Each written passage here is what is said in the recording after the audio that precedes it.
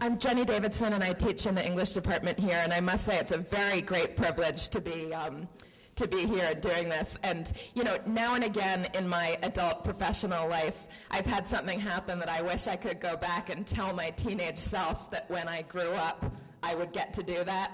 And I must say that sitting up here with Erica Jong would certainly be one of those things. I'm a great rereader as well as a novel reader, and I would have to say that I'm sure that I must have read Fear of Flying at least 6 or 7 times as a teenager. It was one of my very favorite books. And it was partly a favorite book, not just because it was a dirty book, although obviously when you're a teenager, the books that have sex prominently featured do have a particular appeal, but also because it's such a wonderfully and richly intellectual book. As somebody with a strong intellectual bent, I, like I'm sure many other people in this room, you know, when you're 12, 13, 14, people just don't think that you want to talk about ideas and the literary tradition and, you know, books from all different times and places and ideas. And I certainly, as a teenage reader, really went to novels to get that kind of access to a world of ideas. And some of the novels that I read where I felt that I could get that were by people like Anthony Burgess or Margaret Atwood or Doris Lessing, but Fear of Flying is such a just sparkly, full of ideas kind of a book that was one of its real pleasures for me then, and also now revisiting it. So that's my very brief introduction, and I've got a number of different things that I want to ask you about, but I think I might just indulge myself first by saying I'm a scholar of 18th century British literature, and it's also a real treat for me to be speaking with somebody who's a prominent contemporary novelist, but who has been a lifelong reader of writers like Fielding and Swift, these great novelists and satirists in the 18th century tradition. I wondered if you might say a little bit more about the ways that Fear of Flying is really in a conversation with those picaresque novelists of the 18th century and with that strong satirical tradition in particular. Always loved satire from the time that I was first reading.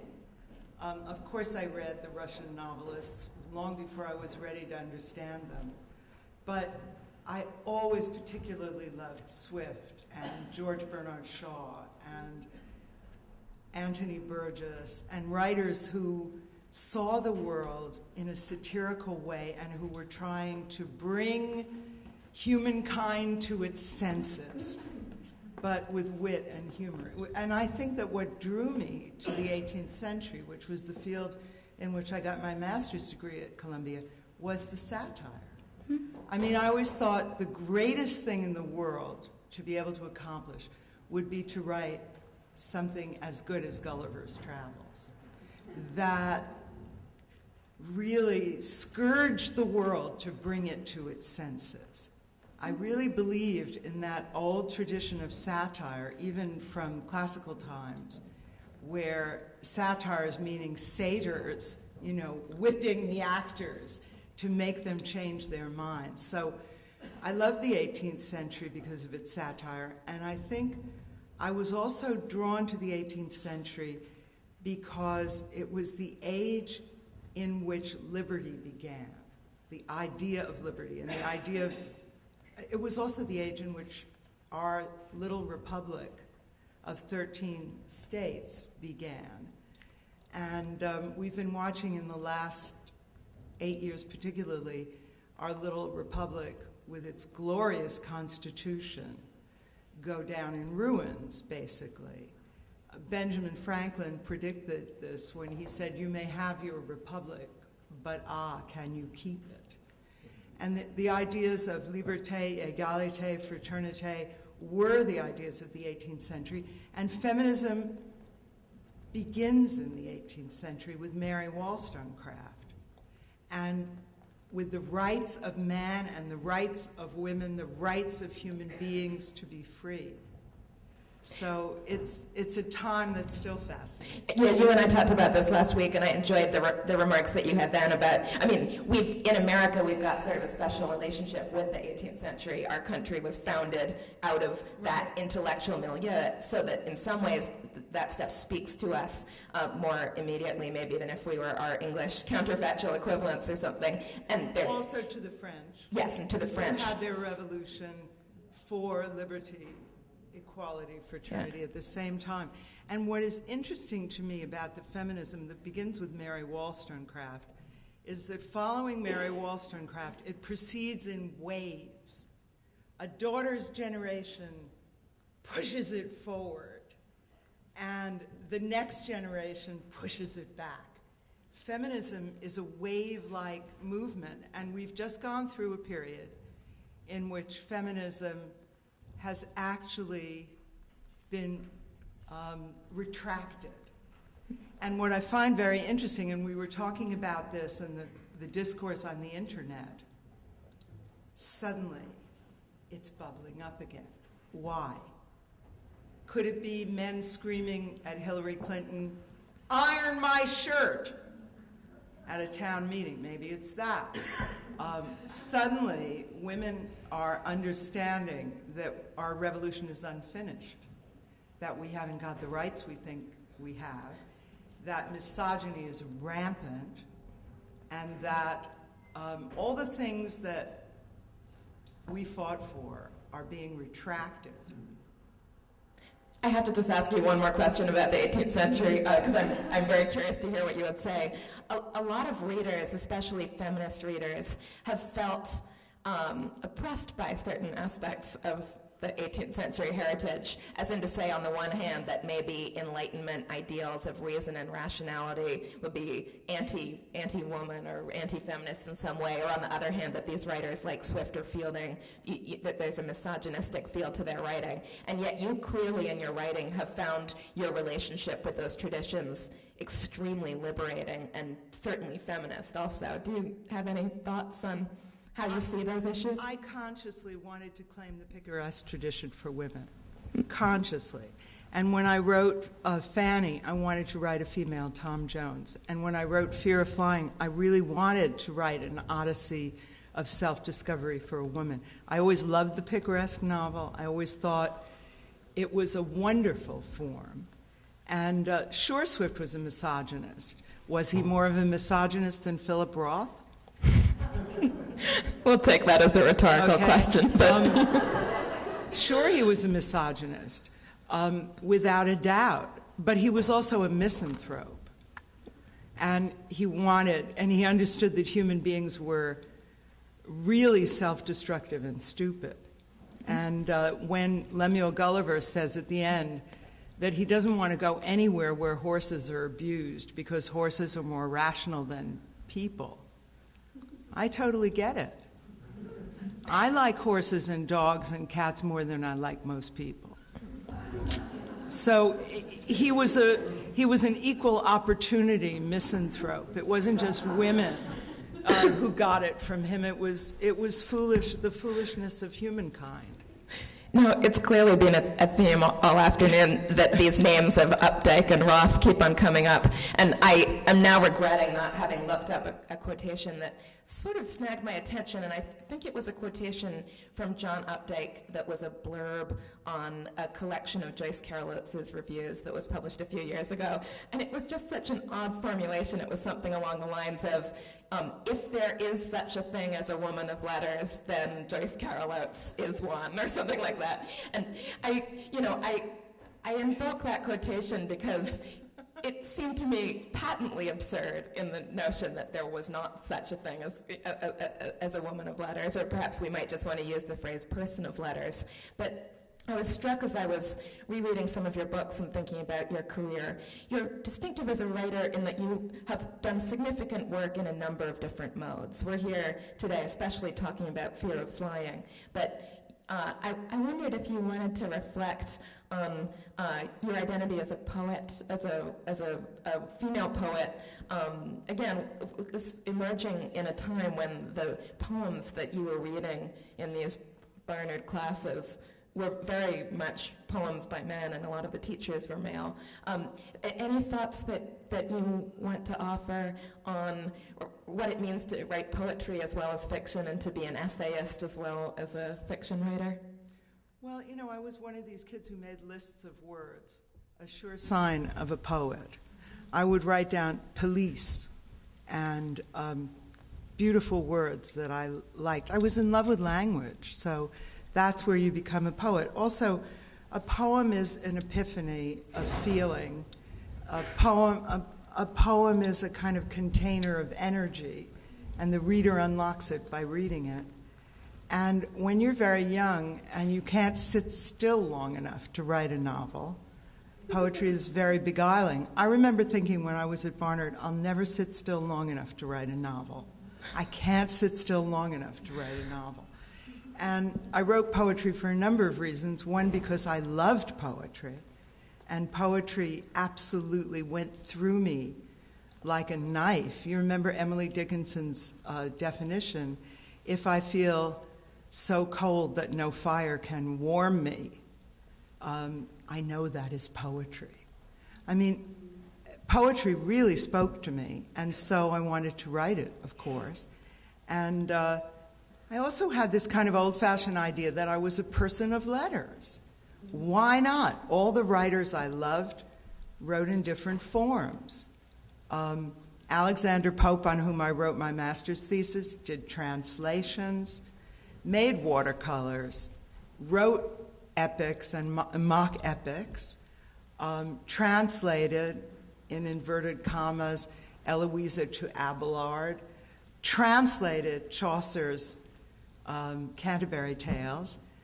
It seemed normal to me to write in different forms. And all the great 18th century people wrote feuilletons, as well as novels, as well as poems. It just seemed to me that a writer shouldn't be bound by genre.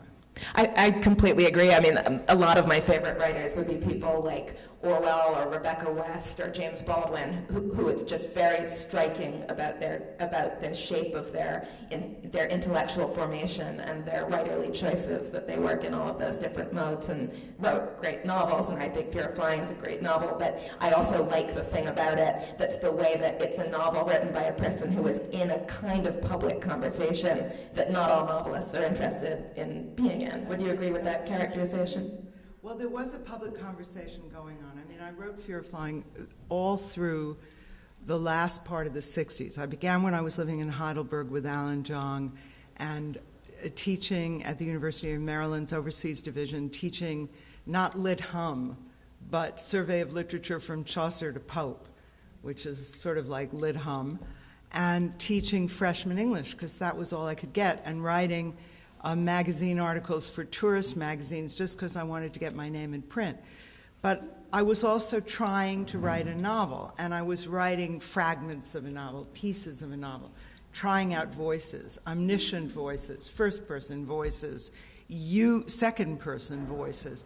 So all during that time I was trying to write Fear of Flying, and I was also writing poetry. And there's a considerable overlap between my poetry and my fiction.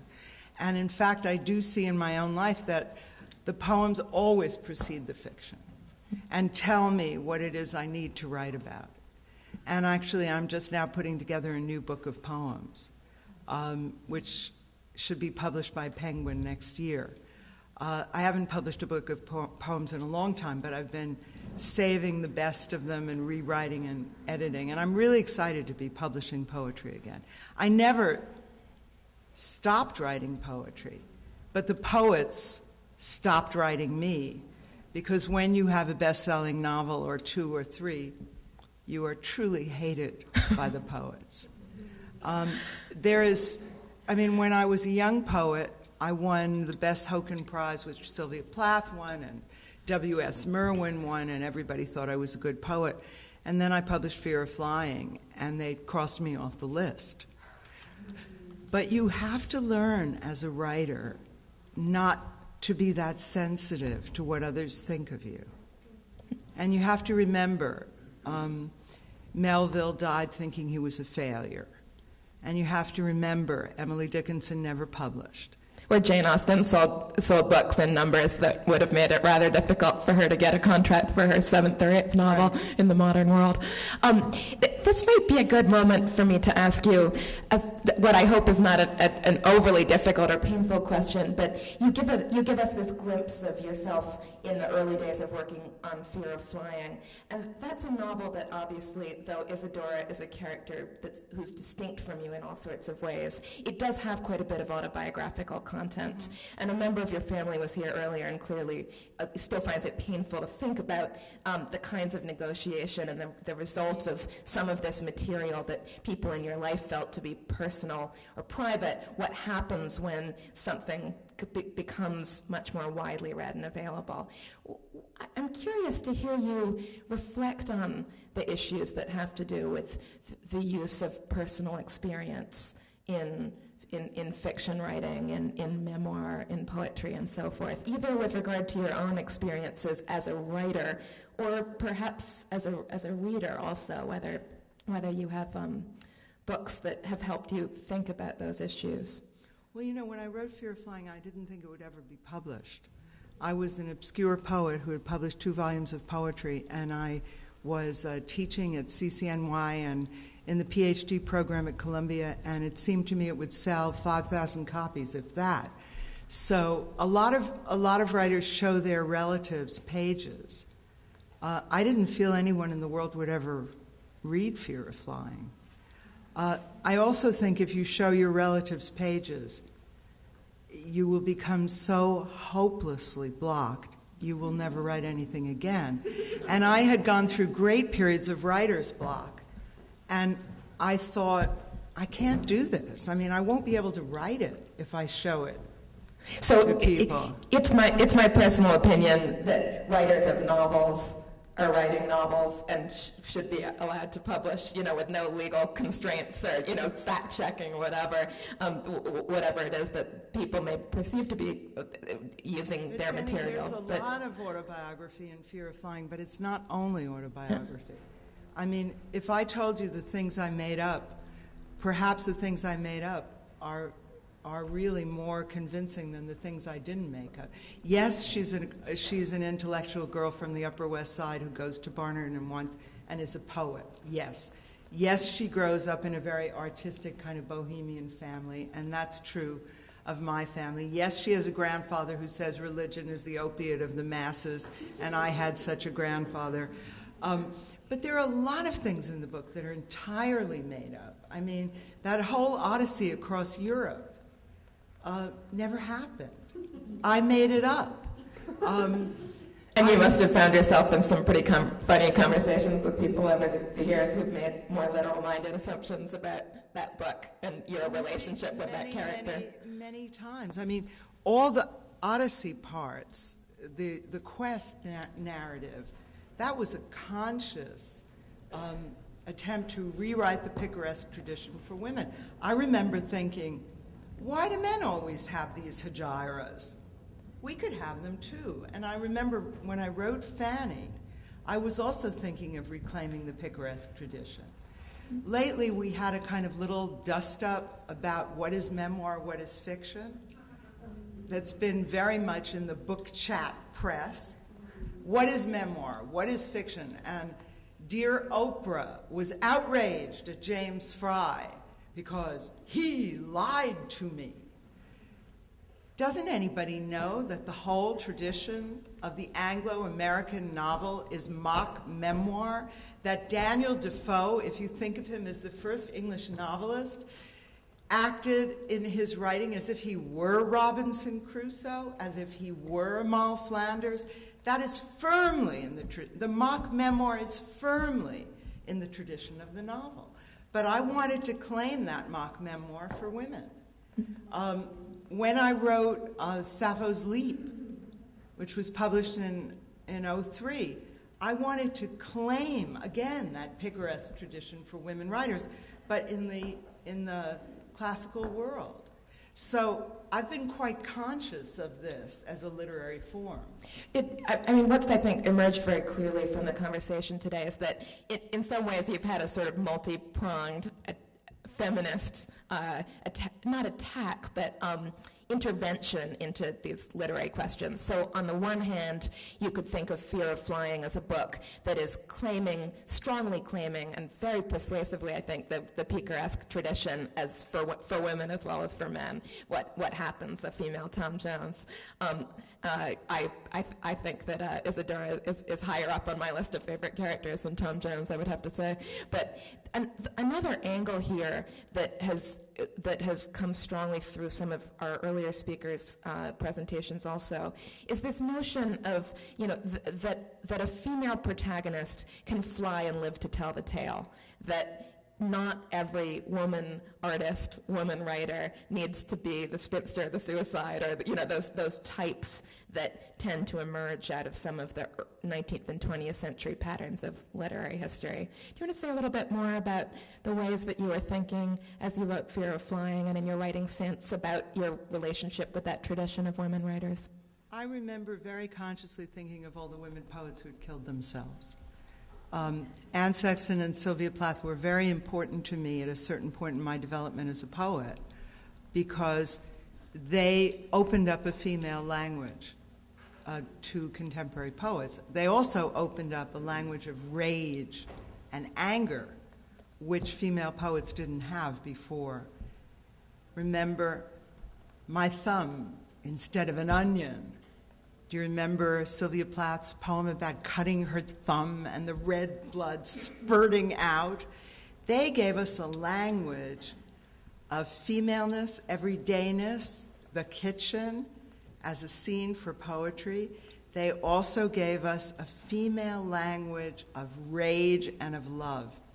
And they were very, very important to me in unlocking that freedom. Anne Sexton later became a friend of mine. That's apart from all of this. But what's very, very interesting to me is there was a point in my life when I thought, oh my God, they unlocked this language, but both of them killed themselves.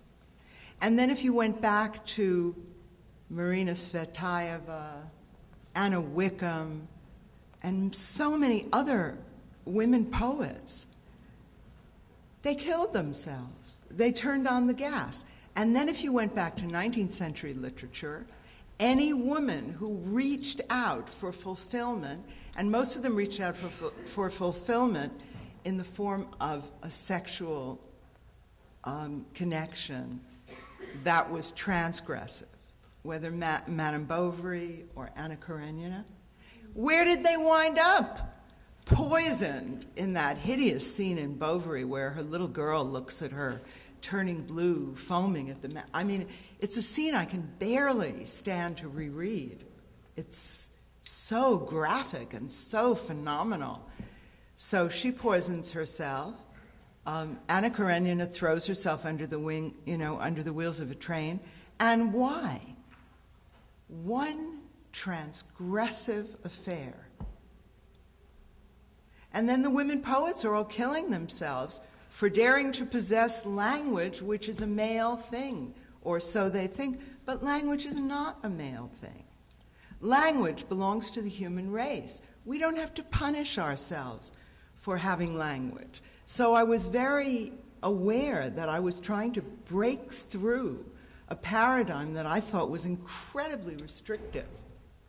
Then there were all these books in the 20th century, like August is a Wicked Month by Edna O'Brien. Well, the woman doesn't die, but her child gets taken by her ex-husband in a custody fight because she's dared to go to the south of France and fucked somebody once.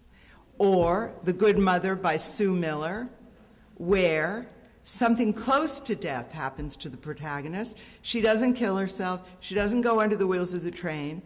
But her ex-husband takes the kid. I think one of the most painful examples for me of this genre is a book that I otherwise love, which is Herman Wouk's novel Marjorie Morningstar, except the ending of that book is so punitive. I feel it discredits retrospectively all that is wonderful about the novel up to about 10 pages before the end. I just can't stand it. Now, I think this is a good time for us to shift over to taking questions from the audience so that we really have plenty of time for that. Do those of you who have the mics want to get ready to start handing around?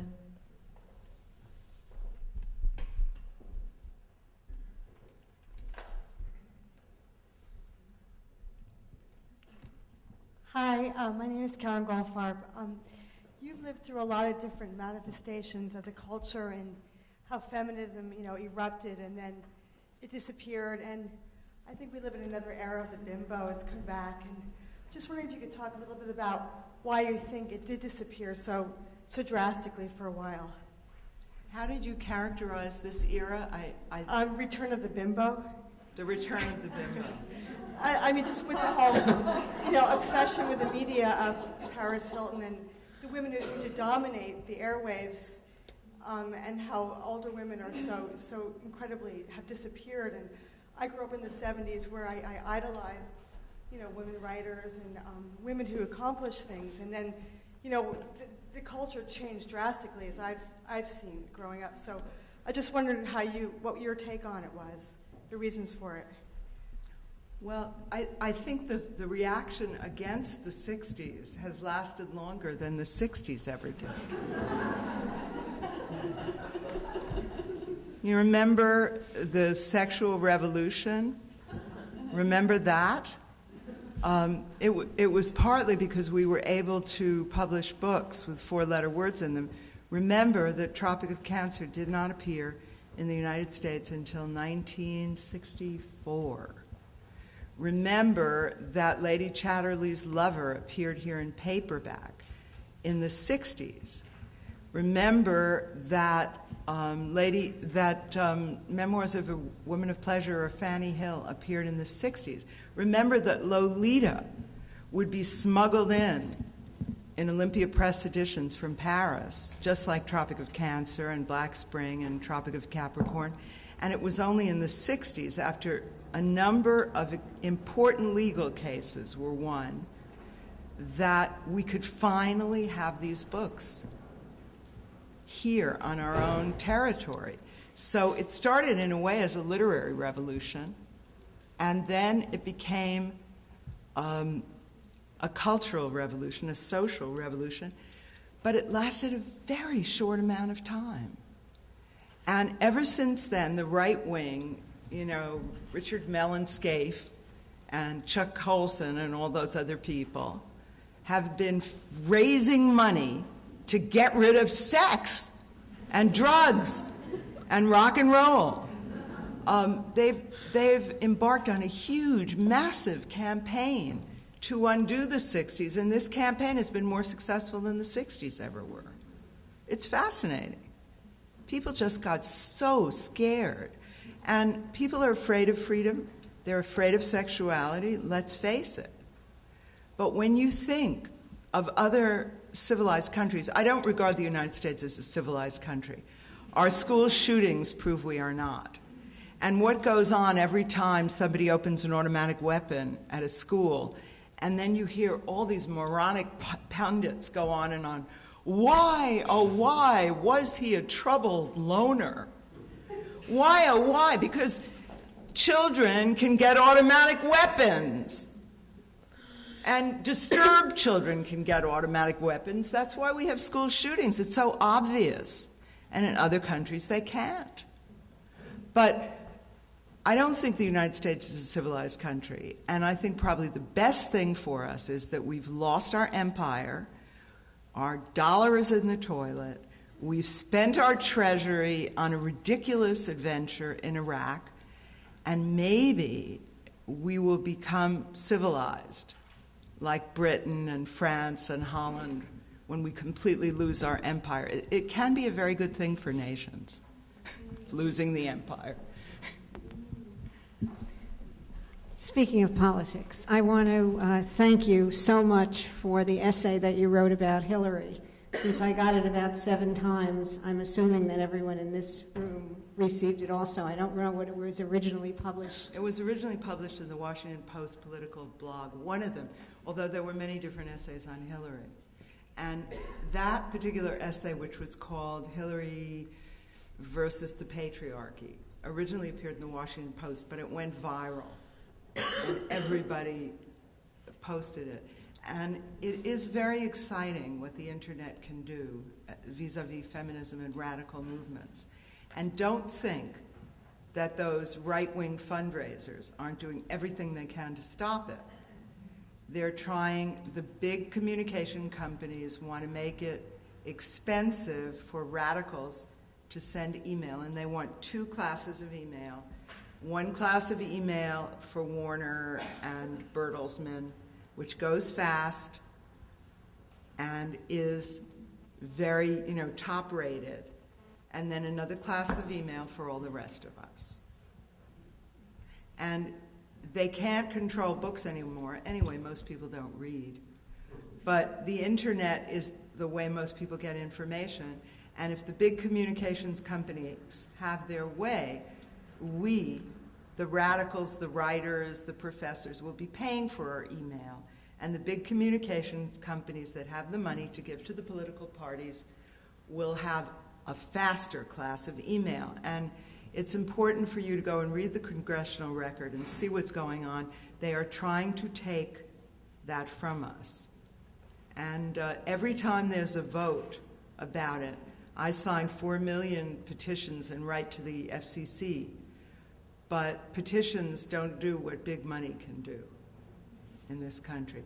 Just be aware that viral communication by email is something we have now, but we may not have forever.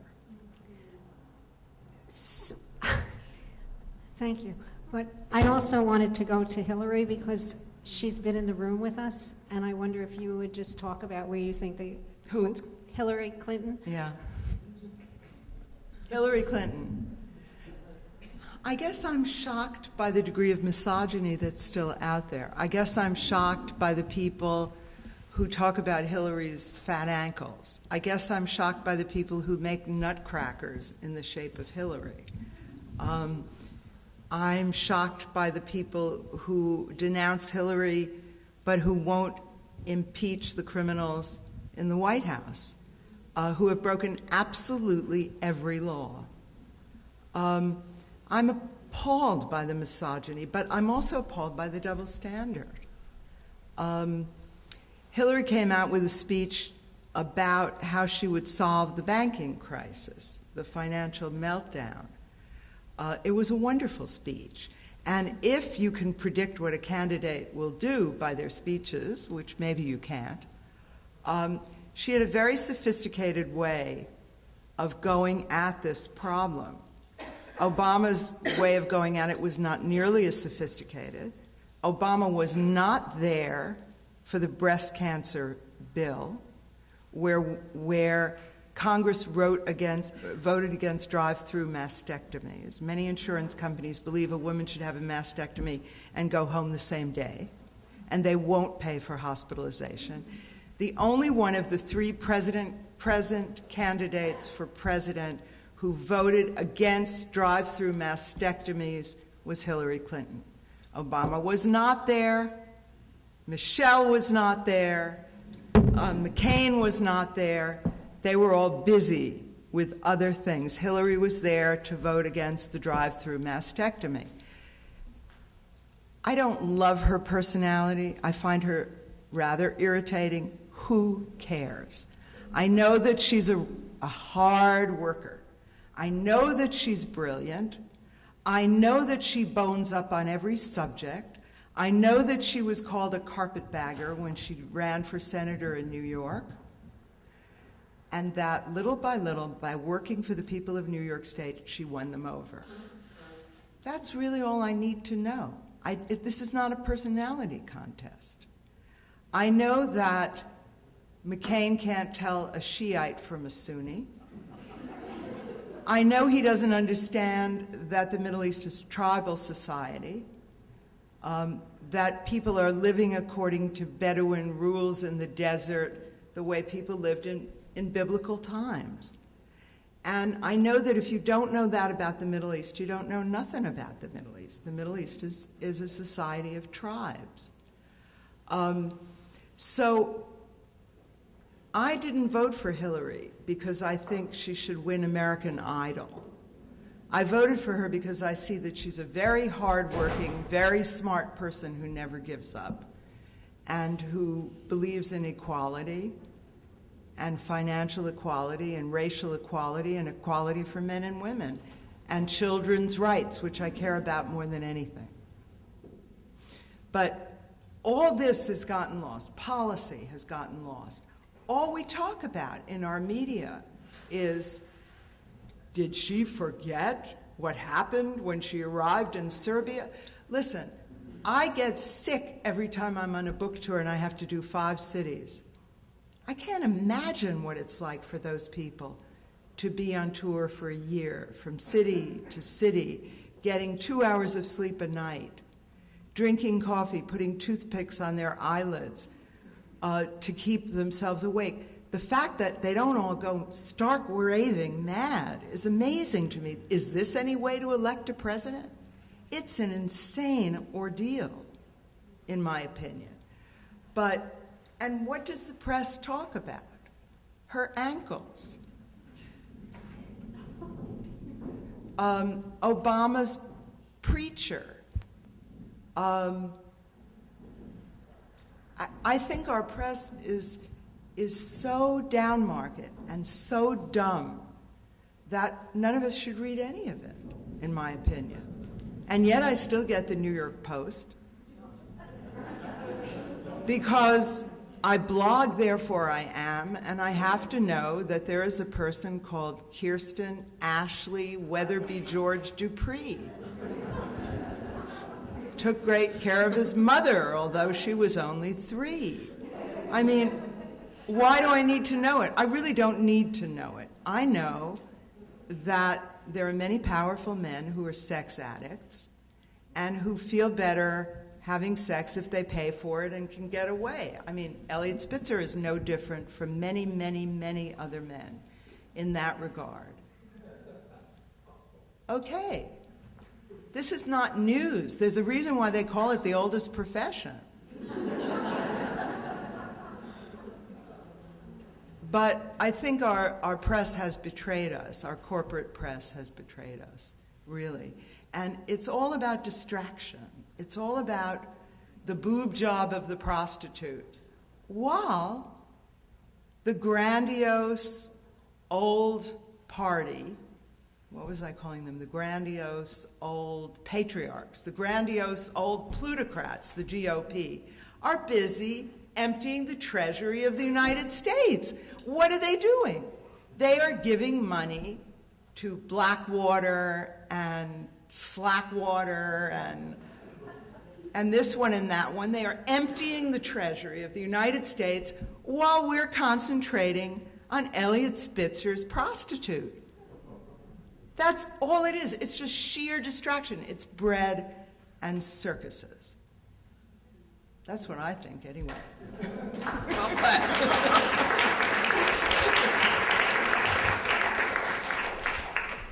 Hello, I'm going to say I'm Mildred Polner, and I'm a professor, former professor at Barnard, not here anymore. I'm going to change the microscopic gaze away from politics right now, and I'm going to move it back to academia. In academia, I hear the F word all the time. It's part of the English language. You mean feminism or fuck? That's it. Excuse me. You preempted my line. My question to you is, the so-called F word is no longer shocking, but the F word is really feminism. And I'd like you to discuss why you think that that is the case, if you think that's the case. Thank you. Jenny, do you want to? Well, this reminds me of Rebecca's point earlier about how very often one does seem to hear the sentence, "I'm not a feminist, but," which is a strange rhetorical configuration. Don't get me started on that. It's one of these topics that's it's both such a specific question and such a huge unanswerable question. I don't really even know where to begin. Excuse me, it's a question that should be brought out of the closet, and we should be talking about it. All I'm going to point out to you is every word that denotes a female is eventually devalued. We no longer say actress. Serious people in the theater want to be actors. We no longer say executrix. Women want to be executors. And every word that has a feminine ending denotes foolishness, silliness, and something not serious, not canonical, not a classic. Because in a misogynistic society, every word that denotes the female will become degraded. And feminist is the same. I've been racking my brains trying to think of a new name for feminism. And I scroll on a little yellow legal pad and I say, bitchism. Because somebody sent me a book called Why Men Love Bitches. And it's a tract by two young feminists really about how men love bitches. And they're not wrong, actually. If you want to marry a man, boss him around. His mother did. And that's basically the tract. That's basically the book. I'm looking for a word. But even as I look for that word, I know that if that word catches on, it will be devalued within a decade, because every word for woman is devalued. It comes out of the misogyny of our society. It's inevitable. And I mean, if I could just weigh in here too briefly, I think this is this question about the ways that we might think that some of the feminist issues that prompted you to write Fear of Flying and that are very thought-provokingly articulated in that book would no longer be so pressing or relevant. But I do think that for those of us who were rereading that book, it was somewhat appalling to realize how many significant things don't really seem to have changed very much since the early 70s. Not much. I mean, look at how hard it is for a woman to have a professional life and a child. Does it have to be that hard? I'll just give you a little story about my Dutch editor. My Dutch editor is a wonderful woman who had a very, very hard time getting pregnant. She finally had a little boy in her late 30s and was besotted with him. She's in publishing. Her husband is in publishing. In Holland, they have a 4-day work week. They also have creches, neighborhood creches, that are really appealing and that you are happy to leave your young child in. She had a long maternity leave and post-maternity leave, as did her husband, also in publishing. They took care of the child together during its infancy. When the maternity leave was over, they left the child 4 days a week. Each of them works 4 days a week, but they took a different day off during the week so that their little boy would be covered by a parent. They have 2 sets of grandparents, and one set of grandparents took the child, who are retired. One set of grandparents took the child one day, and another set of grandparents the other day. With a 4-day work week, 2 sets of grandparents, and a really good creche, you don't have to make that choice. It's not that expensive. It's not as expensive as the money going to Blackwater, and Halliburton is nowhere near as expensive. They had a good long time with their infant. Then she got pregnant again. Again, they have this 4-day work week. As publishers, they do most of their reading at home anyway, as people in academia do, as many of us do. We don't have to be in the office to read. In fact, we get more work done at home, shutting off the phone. So they will soon have 2 children, and their life goes on, and they make a living, and their parents are involved in the life of their child. This is not brain surgery. Our country could do this. People get as much done at 4 days in the office as they ever get at 5 days in the office. Because nowadays we work all the time. We work on email, we work on BlackBerries, we work on iPhones, whatever. So it's a different world. We have our offices where we are. We have our offices in our pocket.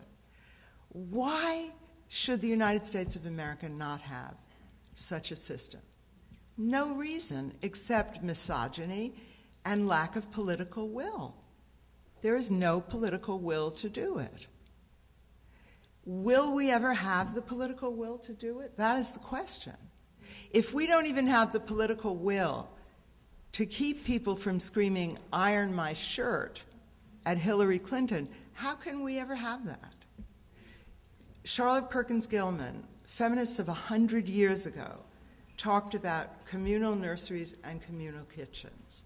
It was obvious. It still is obvious. And instead, we see young women with law degrees, with MBAs, with PhDs, saying, "I'm going back to take care of my children." That's a ridiculous choice. We are losing brain power every time a woman makes that decision. Why are there so many small businesses in the United States of America? Because women start small businesses at a huge rate, because that is the only way, unless they live in Silicon Valley or some very, very forward-looking place like that, maybe Atherton, California, and a few other towns, maybe Seattle, Washington. That is the only way women can get the flexible schedule they need in order to have babies and also work. Should having babies be an either-or? Well, there are some people who don't want babies, and I say they shouldn't have them. But it's ridiculous. We've long ago solved these problems in other parts of the world. In the United States, we seem unable.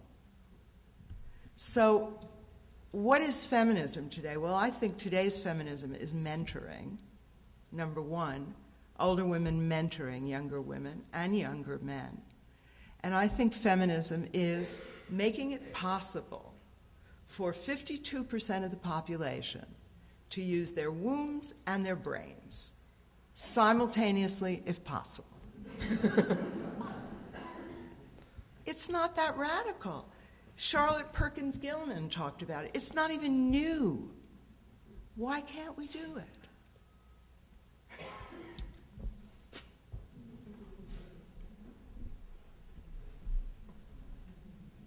I'm Julie Zara, and I'm struck by this conversation and the professor's question because it spoke to me to young women saying, "I'm not a feminist, but" means I'm not someone who's willing to make demands for the desires and needs of women, but, and that there's such a fear and there's such a lack of understanding in the younger generation of what life for women was like 30 and 20 and even only 10 years ago. There's a fear of standing up for what women want, and so why is there not more childcare and why do women have to make these choices? Because women aren't demanding that things change. I think when we talk about the patriarchy is perpetuated by women and what we do to ourselves and what we teach to our daughters. That misogyny isn't an out there, it's something that's so internalized by us. And that political will come when we do elect more Hillary Clintons and more women who think like women and are in positions to make that decision. So I guess it's a comment and just a question about the role of our own selves and taking responsibility for changing our situation and how we help young women realize that it's okay to be a feminist and stand up and say this is what women want and this is what women need. You know, we're more than half the population. That is the other travesty of it. But I do understand young women not wanting to say they're feminists while their hormones are raging and all they can think of is nesting and getting that baby, and they don't want to alienate the people who have the sperm. I get it. There is a reason why, as Gloria Steinem says, we get more radical with age. After we've had our babies and we're not lived by our hormones, we can think more clearly. But I don't think that's an excuse. I mean, my feminism only got more radical after I had a daughter. I remember sitting in the hospital after Molly was born, and there was some Monsignor and some right-wing politician, and they were both on TV, and they were talking about why women shouldn't have abortions. And I had just had a C-section with all the attendant pain and bleeding, and I had this beautiful pink daughter with red hair, and this Catholic guy and this right-wing politician were talking about how women shouldn't have abortions, and I picked up an ashtray and flung it at the television set. You know, why are these people making these decisions? We are more than half the population. It does have to do with our own attitudes to some degree. And it does have to do with lack of political will. And it does have to do with our not making our needs felt societally. And I'll tell you something else. There are many, many smart men who totally agree with us on this and who would like to see these issues resolved. And they've been liberated by 70s feminism to be able to nurture their children without being called fairies or fruits or wusses. And they love their children very dearly and deeply, and they would like more flexible schedules to be with their children too. So we've allowed a tiny minority of evangelical wingnuts to dictate policy in this country, which is ours. I mean, it's absurd, really. We've talked a little bit about women writers earlier, and I was wondering if we could get back to that question and whether, just to relate to what we were just talking about, it would be possible to call yourself a feminist writer if you're just starting out as a woman writer right now. This came up in a conversation among young writers that I was part of, and the young writers there were arguing that they absolutely could never get their book published if they said this is a feminist novel. Well, it is difficult. I mean, publishers today have the idea that feminist books don't sell. And they will point to any number of mediocre books to prove their point. But I think that's changing. And as you said, and Rebecca Traister said, one sees on the blogosphere that there's change happening. There are sites like Jezebel. There are sites about women novelists. And feminism is not the dirty word it was 10 years ago. And I think this political campaign has done a great deal for that, in making us aware of how much prejudice there still is. I think we're going into another period of ferment. And it can't come soon enough, as far as I'm concerned. I think we've been captive of a very strange minority. I mean, I would like to think that this slightly more optimistic view will hold, but I guess I do think of a lot of books that I have greatly admired by young women writers, or writers, let's say more generally, writers who are writing politically complex and challenging books that, because they're complex and challenging, don't seem to get the sort of easy endorsement and widespread attention. So I think of a book, a good example for me would be Susan Choi's novel, American Woman. I thought that was just an exceptional novel, really a book of great distinction, but a challenging book in all sorts of ways. And I didn't see that book get the same kind of media widespread reviewings. It didn't sell the ways that there are some other novels that are just less challenging that do tend to, Also, the literary world is very sexist. I mean, horribly sexist. And the way women's books are bracketed, I mean, just like this thing of being reviewed together in a box because you both have vaginas, or vajayjays, as Oprah says. Vajayjays. I think that's a backward move, vajayjays. But I do think that the media has so dumbed down the public that people don't want to be challenged in reading. It's notoriously hard to get a first novel, an intelligent literary first novel published, especially if there's no hook, nonfiction hook for you to go on TV with. However, we should feel happy that several of this afternoon's earlier speakers have published quite wonderful and intelligent literary first novels, so that is more encouraging. I'm reading a wonderful book now called The Stone Gods by Jeanette Winterson. And Jeanette Winterson is a wonderful writer who has written a few marvelous books and then a few unreadable books. But this book is her at her best, and it's a futuristic satire of what the world will be like in an indeterminate period of time, when people are taking off for other planets because we've completely trashed this planet. And it's really witty, and it really is almost Swiftian in its satire. And it's coming out next month, and I really highly recommend it. It's delicious and evil and crackling. It's really good. Now, do we have time for one more question before we wrap up?